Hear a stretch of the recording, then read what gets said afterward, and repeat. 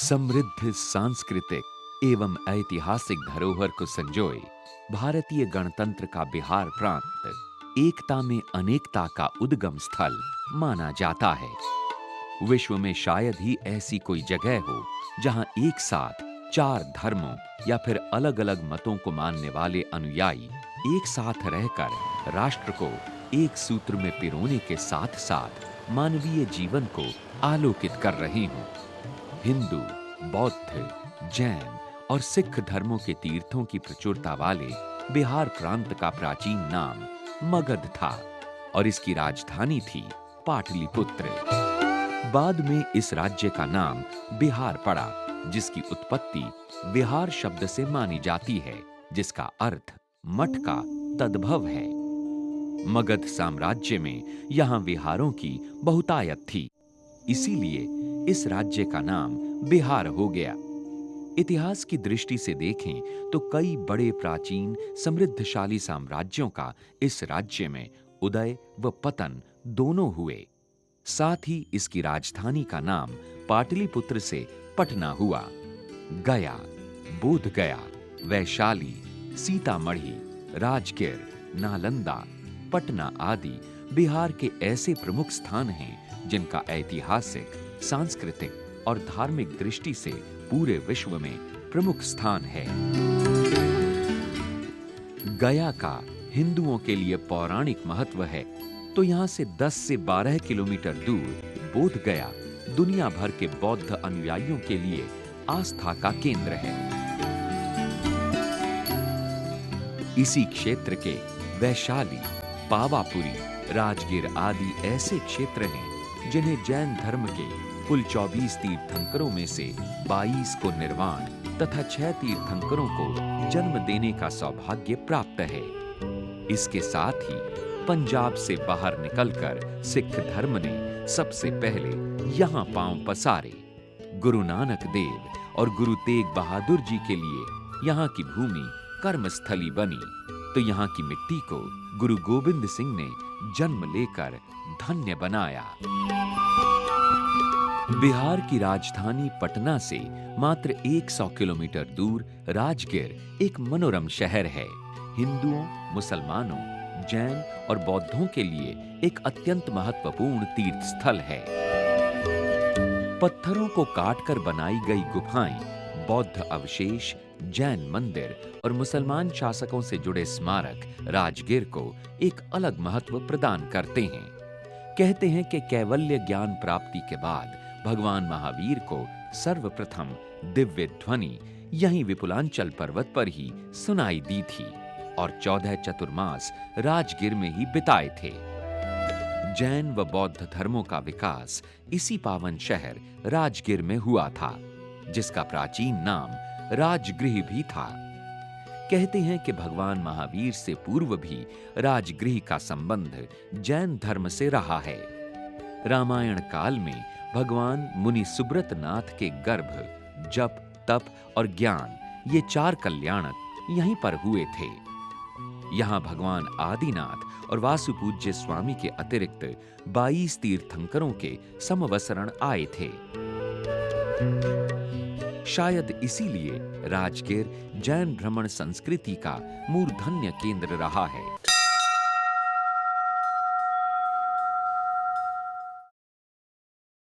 राजगीर बौद्ध धर्म का भी अत्यंत महत्वपूर्ण केंद्र है।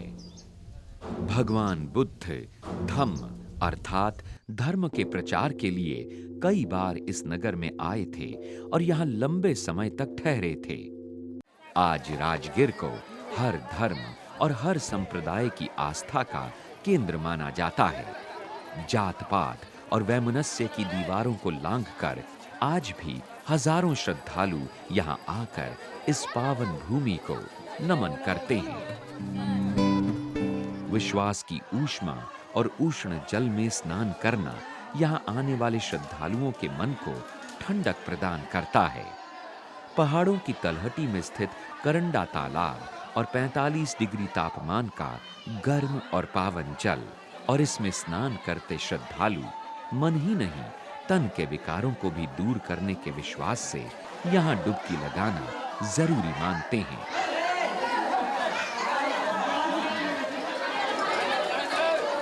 जहां महाभारत में इन उष्ण झरनों को तापदा कहा गया है, तो पौराणिक कथाओं में इन झरनों का उल्लेख ताप के रूप में मिलता है। वायु पुराण के अनुसार इन झरनों में नहाने का पुण्य गंगा में 1 वर्ष तक लगातार नहाने के पुण्य के बराबर माना गया है। श्रद्धालुओं की सुविधा के लिए महिलाओं और पुरुषों के नहाने की व्यवस्था अलग-अलग है। कहते हैं कि गुरु नानक देव ने भी एक बार अपनी यात्रा के दौरान यहाँ स्नान किया था। शायद यही वजह है कि शारीरिक रूप से अक्षम व्यक्ति भी अपने पैरों पर न चलकर ही सही, लेकिन मन की हसरत पूरी करने के लिए यहाँ खिंचा चला आता है।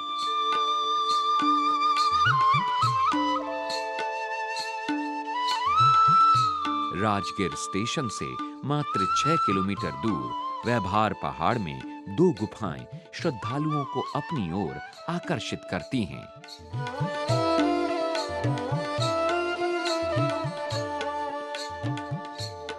इन गुफाओं को स्वर्ण भंडार के नाम से जाना जाता है।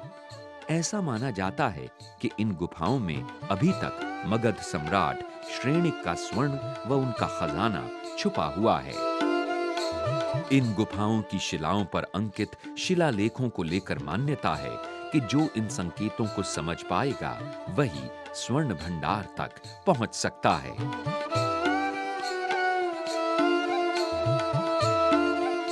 गुफा के अंदर दीवार पर उत्कीर्ण जैन तीर्थंकरों की मूर्तियों से सिद्ध होता है कि इन गुफाओं का जैन धर्म के इतिहास से प्राचीन रिश्ता है।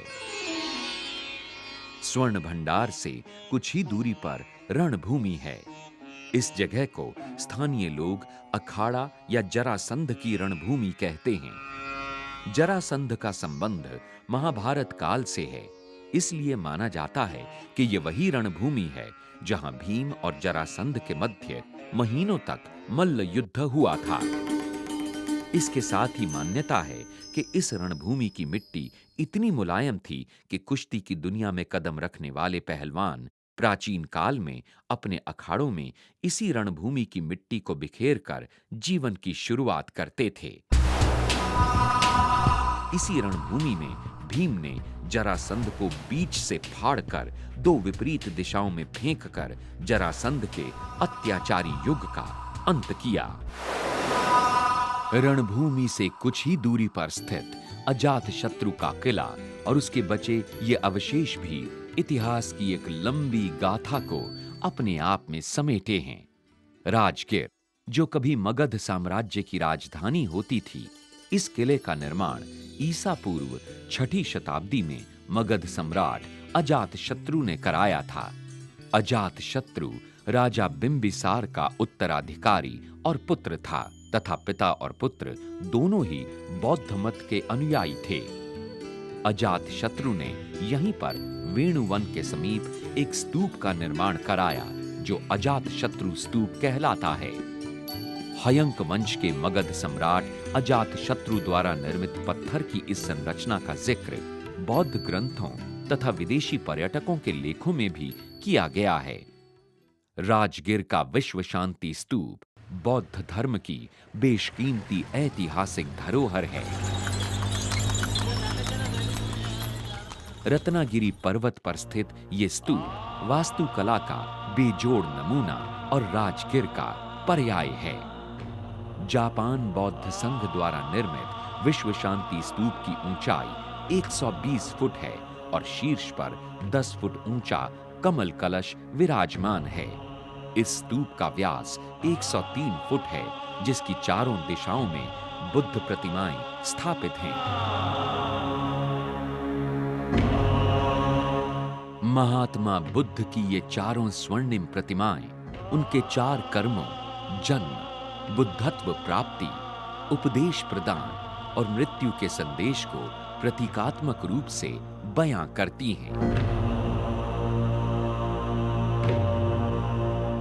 विश्व शांति स्तूप के रत्नागिरी पहाड़ की ऊंचाई पर बना होने के कारण पर्यटकों की सुविधा के लिए रोपवे की व्यवस्था है। जापानी झूला कहे जाने वाले रोपवे की लंबाई 2200 फुट है।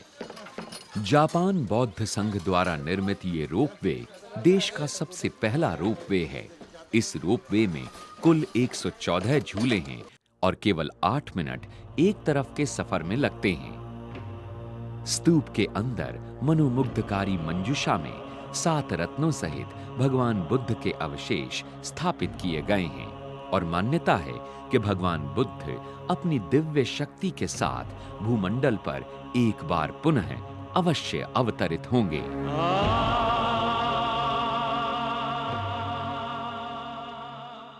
राजगिर का ये मनियार मठ अपने ऐतिहासिक वैभव से श्रद्धालुओं को अपनी ओर आकर्षित करता है। यहां निर्मित बेलनाकार मंदिर के बारे में कहते हैं कि राजगृह के देवता मणिनाग के आवास के उद्देश्य से इसे यहां बनवाया गया था। वैसे भी प्राचीन मान्यताओं के अनुरूप सर्प पूजन की परंपरा हमारी प्राचीन मान्यता है।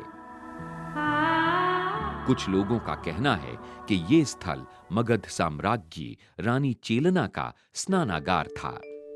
राजगिर में यूं तो अनेकों मंदिर और मठ हैं और ये पूरी दुनिया की आस्था का केंद्र है, लेकिन भगवान बुद्ध का जापानी मंदिर, बर्मीज बुद्धिस्ट विहार और वाट थाई मंदिर आदि ऐसे मंदिर हैं जो राजगिर को अंतर्राष्ट्रीय महत्व प्रदान करते हैं।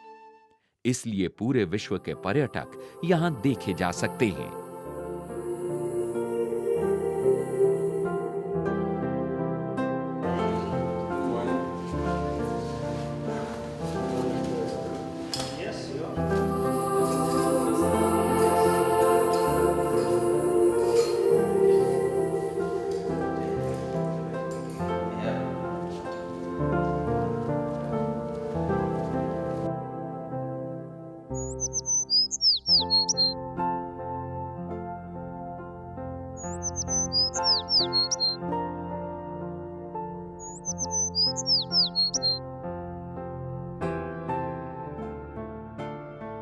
विख्यात चीनी दार्शनिक वेनसांग मेमोरियल मंदिर भारत और चीन की पुरानी साझी सभ्यता का प्रतीक है।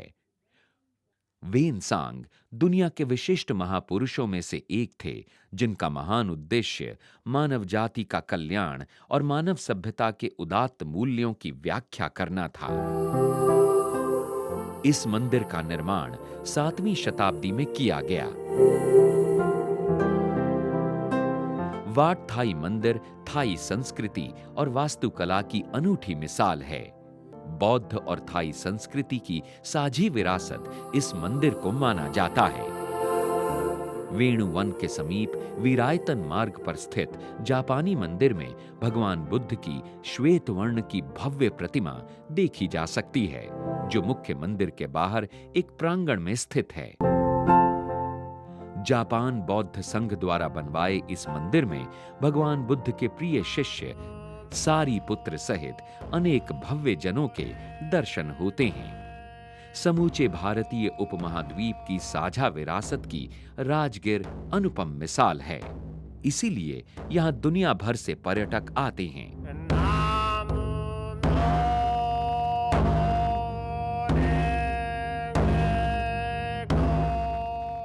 Well, the Japanese temple is very lovely. When you go in, they have all the statues, and they're very well maintained. Everything's very clean there.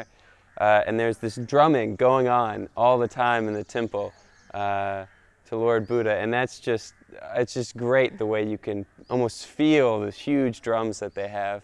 यद्यपि यहाँ पहुँचने के लिए विश्व स्तरीय रेल और बस सेवा उपलब्ध है, लेकिन तांगे की सवारी विदेशी पर्यटकों को खूब भाती है।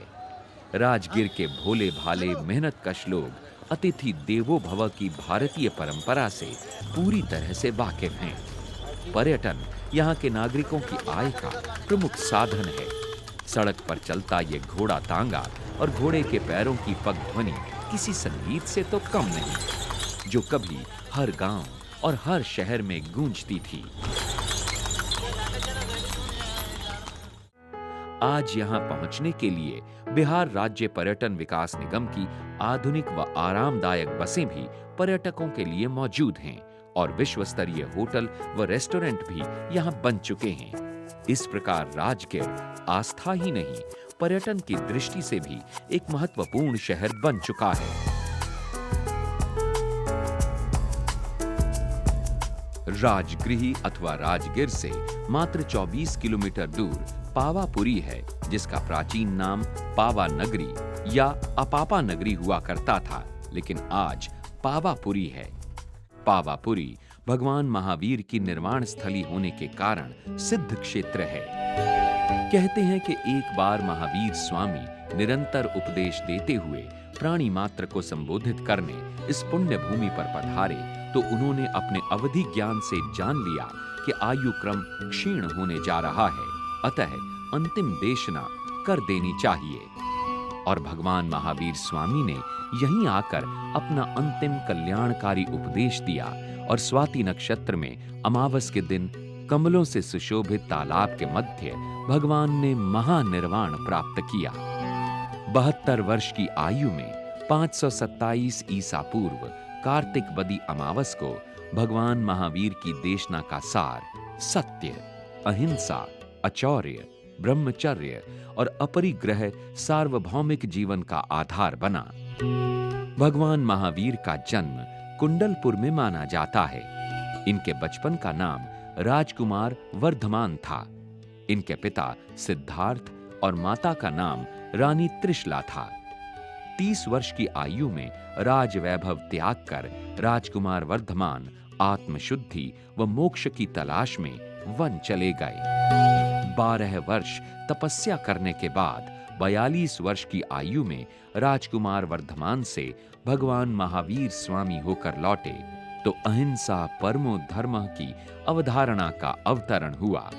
आज यही अवधारणा वैश्विक सत्य भी है और पूरी दुनिया की आवश्यकता भी बन गई है। कैवल्य ज्ञान की प्राप्ति और महानिर्वाण भगवान महावीर के जीवन की अनूठी दास्तान है। कहते हैं कि भगवान महावीर के मोक्ष का समाचार पाकर समस्त देवी देवता व श्रावक वृंद उनके अंतिम दर्शनों के लिए पावापुरी पधारे और क्षीर सागर के जल से भगवान की देह को स्नान कराया गया। साथ ही संपूर्ण देह पर दिव्य अंगराग लगाकर भगवान के शरीर को मुखाग्नि दी गई। मान्यता है कि भगवान महावीर के निर्वाण के समय शोकाकुल श्रावकों की इतनी भीड़ थी कि चुटकी भर भस्म की चाहत में यहां विशाल सरोवर बन गया। आज भगवान का निर्वाण स्थल पद्म सरोवर के मध्य श्वेत संगमरमर के मंदिर के रूप में अवस्थित है। जल मंदिर नाम से प्रसिद्ध इस मंदिर में केवल गर्भगृह ही है, जिसमें 3 वेदियां हैं। मध्य वेदी में भगवान स्वयं विराजमान हैं, तो बाएं भाग में प्रथम गणधर शिष्य इंद्रभूति गौतम, तो दाएं भाग में 5वें शिष्य गणधर सुधर्मा स्वामी के चरण चिन्ह उत्कीर्ण हैं। मान्यता है कि इस मंदिर का निर्माण भगवान महावीर स्वामी के अग्रज राजा नंदीवर्धन ने 527 ईसा पूर्व करवाया था।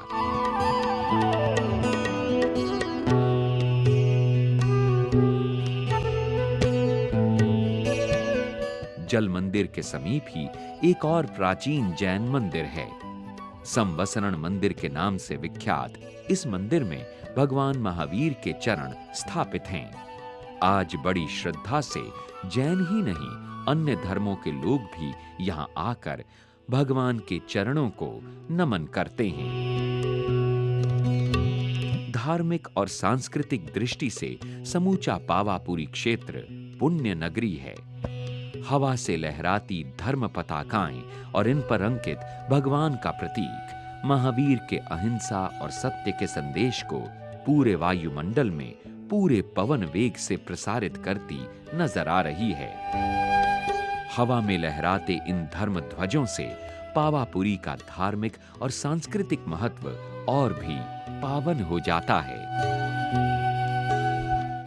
गया से मात्र 12 किलोमीटर दूर बोध गया के नाम से लोकप्रिय ये स्थान वो स्थान है जहां बुद्ध ने सांसारिक बंधनों से विमुक्ति अर्थात निर्वाण प्राप्त करने हेतु पारमिताओं का अभ्यास करते हुए महाबोधि प्राप्त कर राजकुमार सिद्धार्थ से महात्मा बुद्ध बने। इसलिए इस स्थान का महत्व केवल पूजा अर्चना तक ही सीमित नहीं है, बल्कि दुनिया भर के बौद्ध मतावलंबियों के लिए बोधि के सार तत्व पर चिंतन मनन करने के लिए भी है।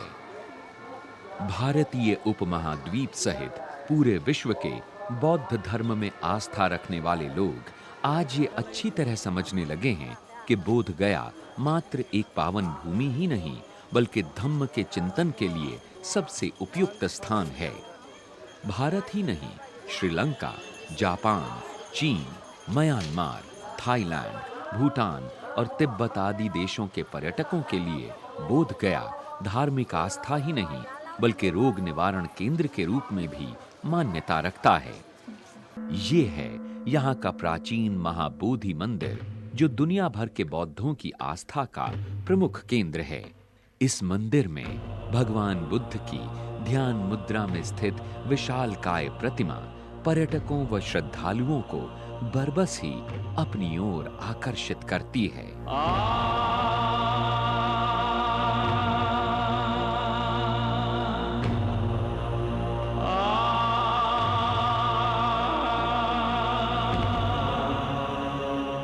ईसा पूर्व तीसरी सदी में चक्रवर्ती सम्राट अशोक ने कुछ बौद्ध मंदिरों और मठों का निर्माण कराया, मगर वर्तमान मुख्य मंदिर का निर्माण 5वीं शताब्दी का माना जाता है। 528 ईसा पूर्व राजकुमार सिद्धार्थ को 35 वर्ष की आयु में बोधिसत्व की प्राप्ति हुई।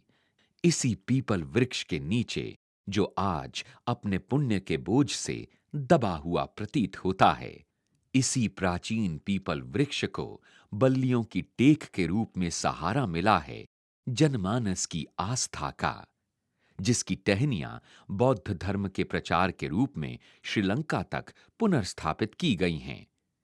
बोध गया ने सांसारिकता में लिप्त मानव देहधारी बोधिसत्व सिद्धार्थ को बुद्धत्व लाभ के लिए शांत सलीला निरंजना का निर्मल जल प्रवाह प्रदान किया है, तो अनुकूल प्राकृतिक वातावरण देकर बोध गया ने राजकुमार सिद्धार्थ को महात्मा बुद्ध बनाने में अहम भूमिका अदा की है। यहीं पर भगवान ने विभिन्न कठिन साधनाओं का अभ्यास करते हुए चरम निष्ठुरता से भौतिक आवश्यकताओं को नियंत्रित कर जीवन मृत्यु के झंझटों से विमुक्त हुए।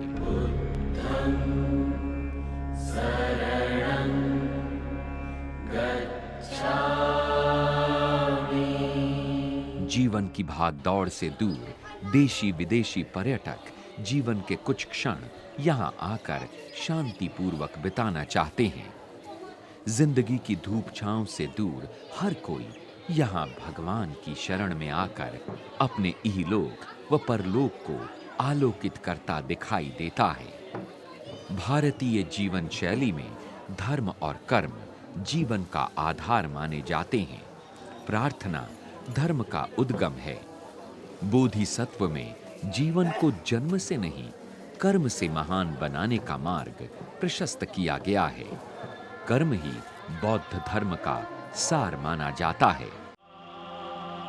हिंदू दर्शन में राम नाम जपने में माला का महत्व है, तो बौद्ध धर्म में धम्मचरिकाओं को धम्म चक्र से गति प्रदान की जाती है। ऐसी मान्यता है कि बुद्ध के संदेश को बौद्ध अनुयायी समूचे ब्रह्मांड में प्रसारित कर रहे हैं। मध्यकालीन युग में बौद्ध धर्म के प्रचार प्रसार पर काले बादल मंडराए और अपूर्णीय क्षति धम्म को पहुंची, लेकिन किसी भी आतताई के हाथ वहां नहीं पहुंचे जहां से किसी धर्म या मत का उद्गम होता है। बौद्ध धर्म के प्रचार प्रसार का जो कार्य सम्राट अशोक ने शुरू किया, वो बीच में शिथिल तो पड़ा, लेकिन आज भी बदस्तूर जारी है। शाक्य मुनि बुद्ध की 80 फुट ऊंची इस प्रतिमा का निर्माण दाई जोक्यो सेक्ट जापान द्वारा करवाया गया, जो आज श्रद्धालुओं की आस्था और आकर्षण का केंद्र बनी हुई है। अब दिन तो 15 दिन हो गया, 3-4 दिन जैसे भी नहीं लगता है। खुशी से एकदम खुशी लगा हमको। 1 हेक्टेयर भूमि पर स्थापित बालुई पत्थर की यह कृति भारतीय मूर्ति शिल्पियों द्वारा ही रची गई है, लेकिन ये परिकल्पना जापान बौद्ध संघ की थी।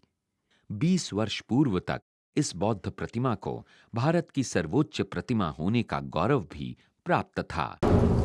बौद्ध धम्म की महानता की प्रतीक इस मूर्ति के दोनों ओर भगवान के प्रिय शिष्य सारिपुत्र और महामोग्गलान सहित 10 भिक्षुओं की प्रतिमा आकृत की गई है। हिंदू आस्था में बरगद और पीपल को पूजनीय स्थान प्राप्त है। इसके अतिरिक्त बौद्ध कला के विकास में पीपल को अत्यंत महत्व प्रदान किया गया है। बौद्ध धर्म के अनुयायियों के लिए जो महत्व महात्मा बुद्ध का है, वही महत्व पीपल के पत्ते का भी है। इसलिए बौद्ध कलाकारों ने वास्तुकला के रूप में पीपल के पत्ते को बखूबी अनेकों स्थान पर अनुकृत किया है। बौद्ध धर्म का प्रतीक पीपल का ये प्राचीन वृक्ष वक्त के थपेड़ों की 2500 वर्ष पुरानी गाथा अपने आप में समेटे हुए आज वैश्विक श्रद्धा का केंद्र है। और इसी श्रद्धा केंद्र के साथ महाबोधि विहार है, जिसकी दीवारों पर अनेकों भव्य बुद्ध मूर्तियां व बोधिसत्वों की असंख्य प्रतिमाएं स्थापित हैं, जिनके शांत, सौम्य और करुणामयी स्वरूप को निहारने के लिए आज दुनिया भर के बौद्ध यहां पधारते हैं। कहते हैं कि चैतन्य प्राप्ति के बाद भगवान बुद्ध ने 7 सप्ताह यहीं पर बिताए, जिनकी स्मृतियां आज भी यहां जीवंत हैं, जिसमें बोधि वृक्ष पहला है। अनिमेष लोचन वो दूसरा स्थान है जहां से भगवान बुद्ध 1 सप्ताह तक बोधि वृक्ष को बिना पलक झपकाए श्रद्धापूर्वक निहारते रहे। तीसरा सप्ताह भगवान ने चंक्रमण करते हुए व्यतीत किया। चंक्रमण स्थल मुख्य विहार से सटा हुआ है, किंतु मुख्य विहार के उत्तर की ओर अवस्थित है। यहां विराजमान बुद्ध पाद गहन आस्था का प्रतीक है। भगवान ने चौथा सप्ताह चिंतन मनन करते हुए समाधि में लीन होकर यहां व्यतीत किया। 5वें सप्ताह की स्मृति में यहां अजपाल निग्रोध वृक्ष है। कहते हैं कि भगवान ने बुद्धत्व प्राप्ति के बाद इसी के नीचे छठा सप्ताह गुजारा। मुचिलिंद झील महाबोधि विहार का मुख्य आकर्षण है।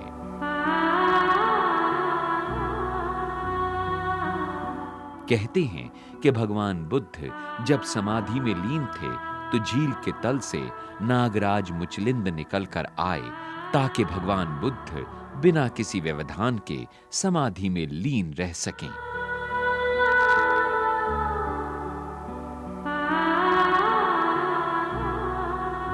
रजायतन वृक्ष अंतिम और आखिरी सप्ताह का प्रतीक माना जाता है।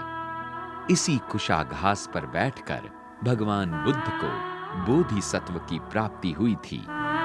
महाबोधि विहार के ये सभी दर्शनीय स्थल हैं। बुद्धं शरणं गच्छामि, धम्मं शरणं गच्छामि। आज महाबोधि विहार में धम्मचरिकाओं की अनुगूंज है। दुनिया भर के बौद्ध यहाँ आकर पुण्य लाभ प्राप्त करते हैं।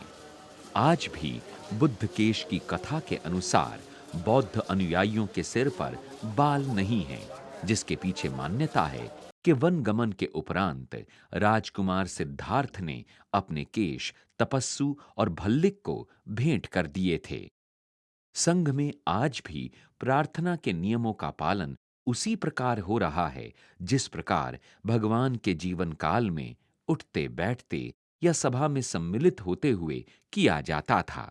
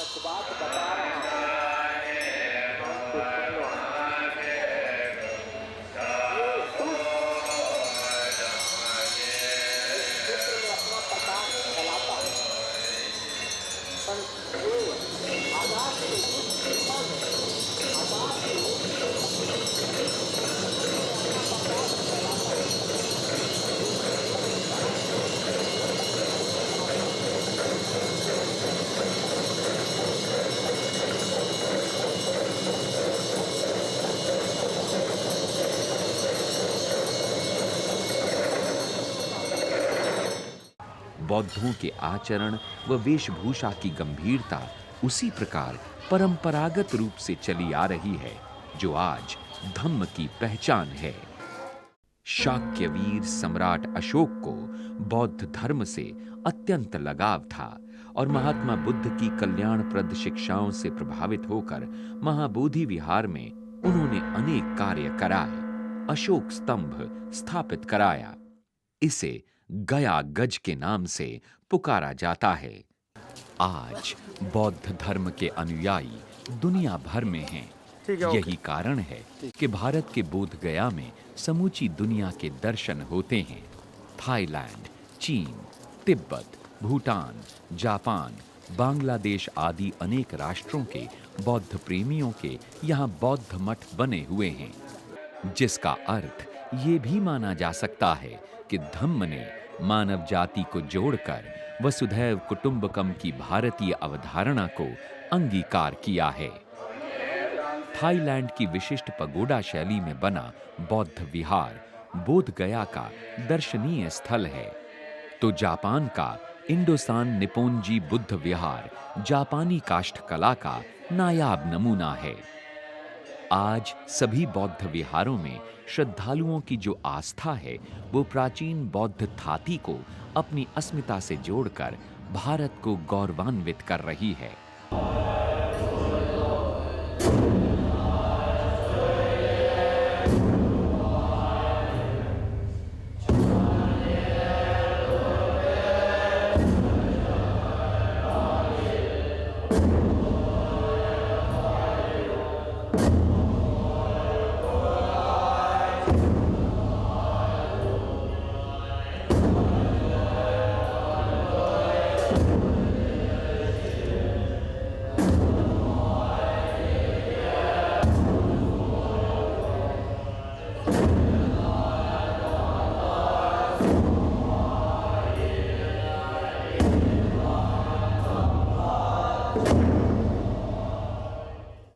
आज पूरे क्षेत्र को पर्यटन की दृष्टि से बौद्ध सर्किट के रूप में विकसित किया जा रहा है। गया का हिंदुओं के लिए विशेष पौराणिक महत्व है। ये नगर प्राकृतिक सौंदर्य से आच्छादित 7 पर्वतमालाओं से घिरा निरंजना नदी से निकली फल्गु नदी के किनारे बसा है, जो भारत के प्रमुख तीर्थों में से एक है। श्राद्ध, तर्पण और पिंडदान के लिए प्रसिद्ध गया वेदों के अनुसार मुक्तिप्रद तीर्थ है। यूं तो यहाँ पूरे वर्ष लोग अपने पूर्वजों के पिंडदान के लिए आते हैं, लेकिन श्राद्ध पखवाड़े में यहाँ आगंतुकों की भारी तादाद होती है। वैसे तो गया का हर क्षेत्र धार्मिक और तीर्थ है, लेकिन विष्णुपद मंदिर श्रद्धा ही नहीं, स्थापत्य कला का उत्कृष्ट नमूना है। श्राद्ध या पिंडदान के लिए आने वाले श्रद्धालुओं का विष्णुपद मंदिर में आए बिना यात्रा का कोई औचित्य नहीं रह जाता है, और जो भक्तजन यहाँ आकर तिलकूट का प्रसाद ग्रहण नहीं कर पाते, उनकी यात्रा भी अधूरी मानी जाती है। तिलकूट यहाँ की प्रसिद्ध मिठाई है, जिसे कड़ी मेहनत के बाद कूट-कूट कर तैयार किया जाता है। कहते हैं कि गया में कभी 365 वेदियां थीं, जिनमें से धीरे-धीरे कुछ विलुप्त हो गईं। प्राचीन काल में पिंडदान व तर्पण को संपूर्ण विधि के अनुसार संपन्न कराने में पूरा 1 वर्ष लगता था। गया तीर्थ का हर कोना श्रद्धा, भक्ति, प्रेम और विश्वास का प्रतीक है।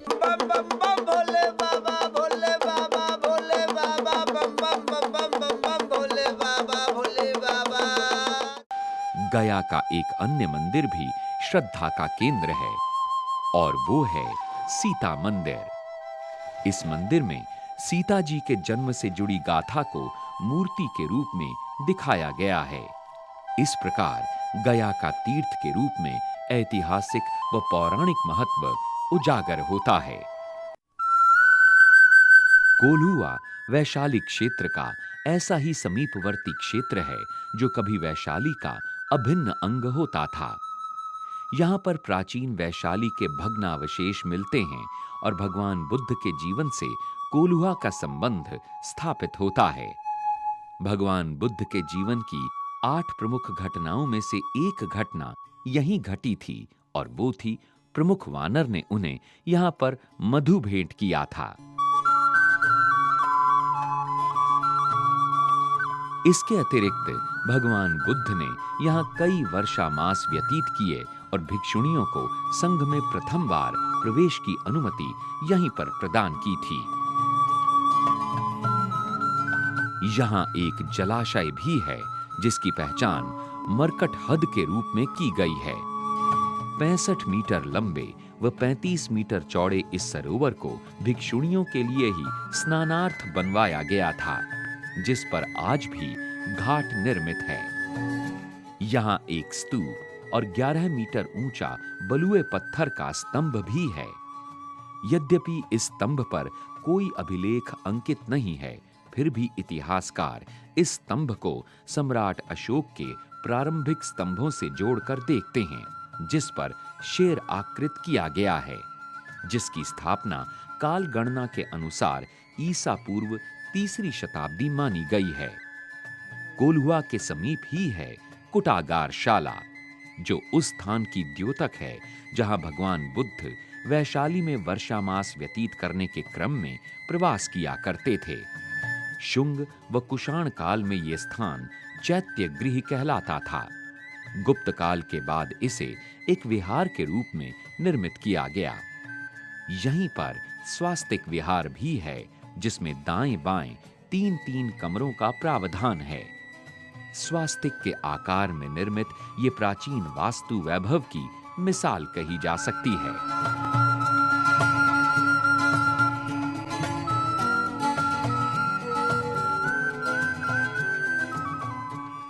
इस क्षेत्र की एक और ऐतिहासिक पहचान ये भी है कि दुनिया में सर्वप्रथम लोकतांत्रिक व्यवस्था की सफल शुरुआत यहीं से हुई, जिसने भारत को दुनिया का सबसे बड़ा लोकतंत्र होने का गौरव प्रदान किया।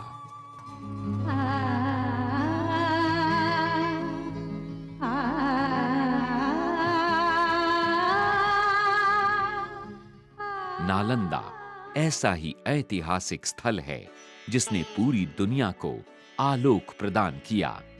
इतिहासकारों के अनुसार नालंदा दुनिया का सबसे पहला विश्वविद्यालय था, जिसमें विविध विषयों की शिक्षा दी जाती थी।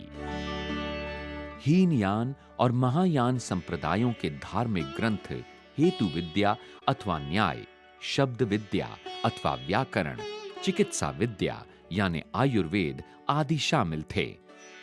इसके अतिरिक्त अथर्ववेद सहित समस्त वेद, वास्तुशास्त्र आदि के साथ साथ हिंदू धर्म के अन्य शास्त्र भी यहाँ पढ़ाए जाते थे। चीनी दार्शनिक वेन सांग के अनुसार नालंदा शिक्षा व विद्या के दृष्टिकोण से उस काल का अद्वितीय केंद्र था। इसलिए यहाँ के निवासी कई बौद्ध भिक्षुक इतने योग्य हुए कि उनकी विद्वता की चर्चा दूर दूर तक हुई। यद्यपि ये माना जाता है कि नालंदा बौद्ध विश्वविद्यालय होने के कारण बौद्ध धर्म, दर्शन, कला, इतिहास, निरुक्ति आदि के अध्ययन का ही केंद्र था। चीनी यात्री वेन सांग के अनुसार इस विश्वविद्यालय में कभी 10,000 विद्यार्थी तथा 1,500 आचार्य हुआ करते थे। जिस प्रकार ये विश्वविद्यालय उच्च शिक्षा का अंतरराष्ट्रीय केंद्र था, ठीक उसी प्रकार धर्म प्रचार का भी प्रबल केंद्र था। विश्वविद्यालय में अनुशासन की बात करें तो ऐसा कोई प्रमाण नहीं मिलता कि 6 सदियों के इतिहास में इस विश्वविद्यालय के किसी छात्र या आचार्य के खिलाफ अनुशासनहीनता को लेकर कोई कार्रवाई हुई हो। नालंदा के इतिहास का आरंभ ईसा पूर्व 6ठी और 5वीं शताब्दी से शुरू होता है। ये सदियां भगवान महावीर और गौतम बुद्ध के जीवन से संबंध रखती हैं। भगवान बुद्ध के प्रिय शिष्य सारिपुत्र के जन्म और निर्वाण एक ही स्थान पर होने के कारण नालंदा का विशेष महत्व है, तो तीर्थंकर महावीर ने 14 चतुर्मास यहां बिताए थे। छठी शताब्दी से भी लंबा स्वर्णिम इतिहास समेटे नालंदा को 12वीं शताब्दी में मुस्लिम आक्रमणकारी बख्तियार खिलजी की सेना ने कोई बड़ा गढ़ समझकर घेर लिया और विध्वंस कर दिया।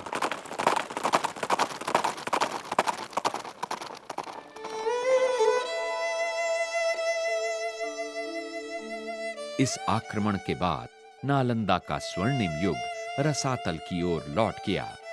भारतीय पुरातत्व विभाग ने नालंदा में 1915-1916 में उत्खनन का कार्य प्रारंभ किया।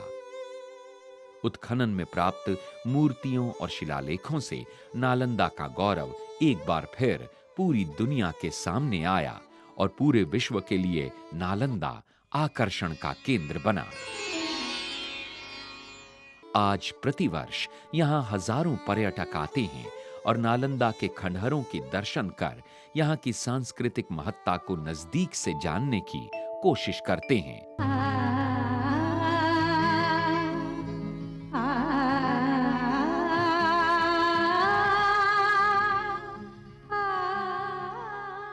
आज नालंदा में दर्जनों संघाराम हैं जो उस काल की स्मृतियों को संजोए हैं। यहां मौजूद संघारामों पर अगर हम गौर करें तो प्राचीन वास्तुकला वैभव की नायाब मिसाल के ये संघाराम हमें दर्शन कराते हैं। संघाराम 1 ये स्थल उन संघारामों के समूह में से सबसे अधिक महत्व का है। इस क्षेत्र में उत्तरोत्तर 9 आबादियों के स्तर हैं। हर एक स्तर के अस्तित्व के प्रमाण तरह तरह के कंकरीले फर्श और दीवारों पर पाए जाते हैं। अन्य संघारामों में भिक्षुओं के निवास के लिए चौड़े बरामदे वाली कई कोठरियां हैं। आरंभ में ये कोठरियां चौकोर खुले आंगन के चारों ओर बनाई गई थीं, लेकिन बाद में कोठरियों और आंगन के बीच दीवार बना दी गई। इन भिन्न भिन्न काल के संघारामों में पानी के निकास के लिए नालियां भी थीं। संघाराम स्थल 6 को देखने से पता चलता है कि इसके ऊपर व नीचे बने 2 आंगन थे। इनमें ईंटों के फर्श थे। नीचे का आंगन प्राचीनतम संघाराम का था, जिसके ध्वंस होने के बाद ऊपर वाला संघाराम बनाया गया। इस संघाराम में जो असाधारण बात देखी जा सकती है वो है ऊपर वाले आंगन में 2 तंदूर के जोड़े। संभवतः भिक्षुक इन तंदूरों में भोजन बनाते थे। आरंभ में इन तंदूरों में नालियां नहीं थीं, लेकिन इस समय जो नालियां देखने में आती हैं वो शायद इनके संरक्षण हेतु जल निकासी के लिए जीर्णोद्धार के समय बनाई गई प्रतीत होती हैं। इस संघाराम के दक्षिणी पश्चिमी कोने में सीढ़ियां हैं। इसकी दीवार में रोशनी के उद्देश्य से रोशनदान खुला है। सभी संघारामों को देखने के उपरांत प्रतीत होता है कि आकार व भूविन्यास से ये सब एक समान हैं। नालंदा के ध्वस्त खंडहरों में जली हुई इमारती लकड़ी, शहतीरों, दरवाजों आदि के निशान आज भी दिखते हैं, जिससे आभास होता है कि कम से कम एक बार यहां भीषण आग लगी थी और इससे डरकर बौद्ध भिक्षु पलायन कर गए हों। लेकिन ये भी प्रतीत होता है कि ये पलायन स्थायी नहीं था तथा संकट टलने के उपरांत बौद्ध भिक्षु इस शिक्षा केंद्र में पुनर्स्थापित हुए। वास्तु की दृष्टि से देखें तो अधिकांश संघारामों का मुख्य द्वार पश्चिम की ओर था तथा गंदे जल को निकासी नालियां पूरब दिशा की ओर ले जाती थीं। ऊपर जाने के लिए सीढ़ियां दक्षिण पश्चिमी कोने में पाई जाती हैं। हर 2 संघारामों के बीच पूरब पश्चिम रास्ता था। तो इस प्रकार नालंदा को वास्तु वैभव का एक उत्कृष्ट उदाहरण भी माना जा सकता है।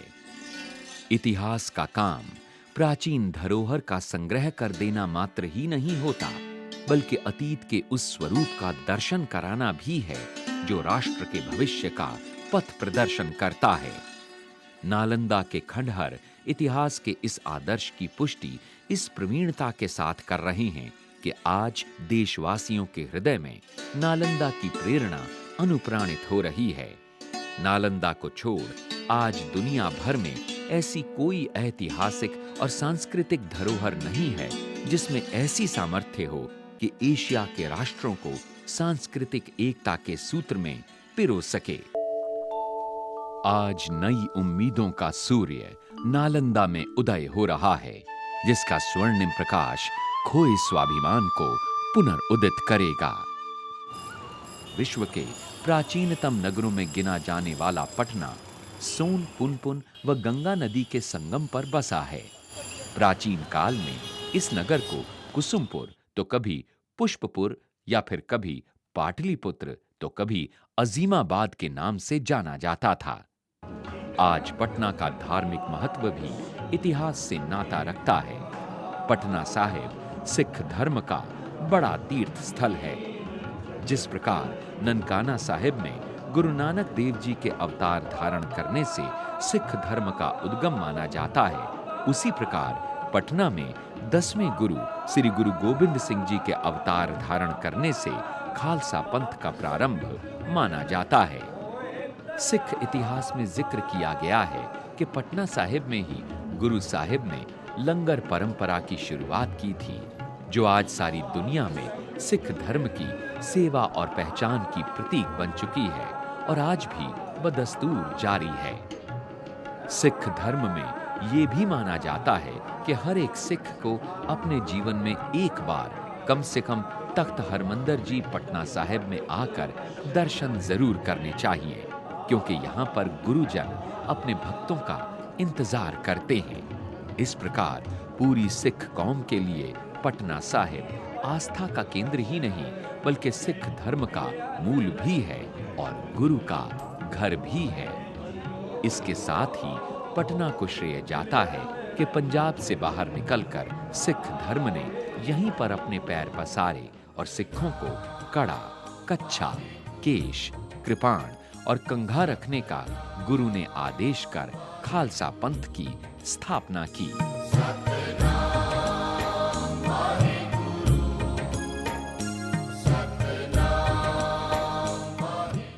यही नहीं, यहाँ का हनुमान मंदिर हिंदू आस्था का मनोकामना सिद्ध मंदिर है। ऐतिहासिक और धार्मिक महत्व के इस मंदिर की कई विशेषताएं हैं कि यहाँ आने वाले भक्तों की संख्या दिनों दिन बढ़ती ही जा रही है।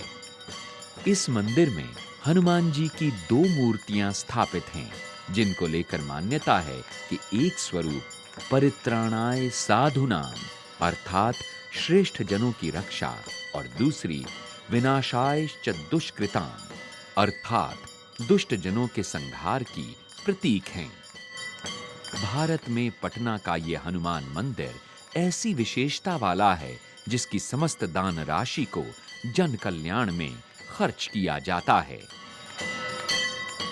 शीतला माता मंदिर भी प्रमुख मंदिर है। आद्य शक्ति शीतला देवी की पूजा अर्चना प्राचीन परंपरा है। आज संपूर्ण उत्तर भारत में देवी के किसी न किसी रूप की आराधना अवश्य की जाती है। शीतला मां की पूजा आरोग्य के लिए भी की जाती है। शक्ति की पूजा का चैत्री वसंत से भी एक प्राचीन संबंध है। ये माह संक्रमण का मुख्य काल माना जाता है, इसलिए चैत्र माह शक्ति की आराधना का प्रमुख माह है। आराधना के इस पर्व को नवरात्रि के रूप में जाना जाता है, जो 9 देवियों के लिए अलग-अलग रूप की स्तुति है। कहते हैं कि इस मंदिर का निर्माण भी शाक्य वंश के महान सम्राट अशोक ने ही करवाया था। पटना का बड़ी पटन देवी मंदिर भी पटना के धार्मिक स्वरूप को महत्ता प्रदान करता है। मां पटनेश्वरी का स्थान भी भक्तों के लिए परम पावन और जागृत शक्ति स्थल है। शक्ति के 3 रूपों की मूर्तियां यहां स्थापित हैं, जो काले पत्थर की बनी हैं। इस प्रकार बड़ी पटन देवी का मंदिर आज यहां बड़े धार्मिक तीर्थ के रूप में और शक्ति उपासना का प्रमुख केंद्र है। बिहार के ऐतिहासिक और सांस्कृतिक स्वरूप की जो थाती यहाँ की मिट्टी में छुपी पड़ी है, उससे भी जनमानस को रूबरू कराना आज वक्त की जरूरत बन गई है।